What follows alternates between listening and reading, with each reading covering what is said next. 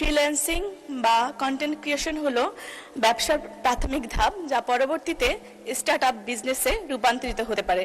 মাননীয় স্পিকার, এখানে যতগুলো তার কাছে নিয়মিত প্রশ্ন এসেছে সবগুলোর মধ্যে বেকারত্বের সমস্যার কথা এসেছে। বেকারত্ব বর্তমানে বাংলাদেশের একটি বড় ধরনের অভিশাপ।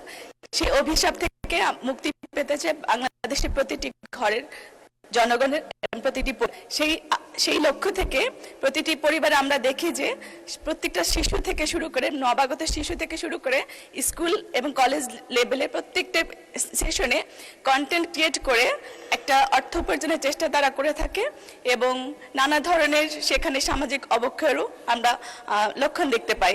সেক্ষেত্রে আমি মনে করি যে এই সব যারা আছেন এখানে আমাদের এডুকেশনের ফান্ডামেন্টাল যে বেসমেন্ট রয়েছে সেখানকার আমরা অনেকটা সিস্টেম লস হওয়ার প্রবণতা দেখতে পাই। তো আমি মনে করি আমরা যদি এই সকল যারা স্কুল কলেজে গুড প্যারেন্টিং এর মাধ্যমে কিংবা স্কুল সেশনে যারা আছেন তাদেরকে যদি আমরা একটা ক্রাইটেরিয়া, যাদের সৃজনশীল মনোভাব রয়েছে, প্রতিভা রয়েছে, তাদেরকে যদি একটা ক্রাইটেরিয়া এনে আমরা যদি সেগুলোকে এঞ্জেলস ইনভেস্টরের মাধ্যমে একটা ক্রাইটেরিয়া দাঁড় করাতে পারি তাহলে সেটা পরবর্তীতে একটা প্রোডাকশন হাউসের মাধ্যমে স্টার্ট আপ বিজনেস রূপান্তরিত হতে পারে।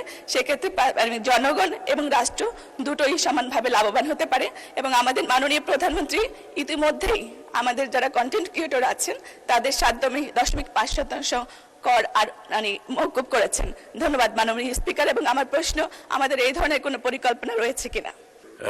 কন্টেন্ট আমি অতটুকু শুধু বলতে চাই, আপনি যতগুলো বিষয় উত্থাপন করেছেন সবগুলোতে এই সরকারের বড় ধরনের কার্যক্রম রয়েছে, সেটা আগামী বাজেটে আশা করি প্রতিফলন হবে। আর কন্টেন্ট ক্রিয়েটারের ব্যাপারে আমি একটু বলতে চাই, মাননীয় প্রধানমন্ত্রীর একটু বিশেষ ইন্টারেস্ট আছে, সুতরাং এটা প্রাধান্য পাবে, সেটা আপনি বুঝতেই পারছেন।